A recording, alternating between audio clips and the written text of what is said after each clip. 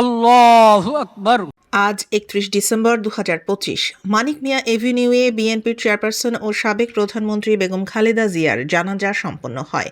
জানাজা শুরু হয় বেলা ৩টা ৩ মিনিটে এবং বেলা ৩টা ৫ মিনিটে শেষ হয়। জাতীয় মসজিদ বায়তুল মোকাররমের খতিব মুফতি মোহাম্মদ আব্দুল মালেক জানাজা পড়ান।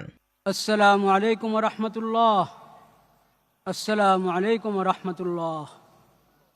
জানাজায় উপস্থিত ছিলেন তারেক রহমান, যিনি শোকে মুহ্যমান হয়ে সকলের কাছে মায়ের জন্য দোয়া চান। তিনি বলেন, দোয়া করবেন আল্লাহ তাআলা যাতে ওনাকে বেহেশত দান করেন। মানিক মিয়া এভিনিউ এবং আশেপাশের এলাকা বিজয় সরণি, খামারবাড়ি, কারওয়ান বাজার, ফার্মগেট, শাহবাগ, মোহাম্মদপুর লোকে লোকারণ্য হয়ে ওঠে। জানাজায় অংশ নেন প্রধান উপদেষ্টা অধ্যাপক মোহাম্মদ ইউনূস, জাতীয় নাগরিক পার্টির আহ্বায়ক নাহিদ ইসলাম, জামায়াতের আমির শফিকুর রহমান। খালেদা জিয়ার প্রতি শেষ শ্রদ্ধা জানাতে ঢাকায় এসেছেন ভারতের পররাষ্ট্রমন্ত্রী এস জয়শঙ্কর, নেপালের পররাষ্ট্রমন্ত্রী এবং পাকিস্তানের জাতীয় পরিষদের স্পিকার সহ আরও অনেক কূটনীতিক ও অতিথি।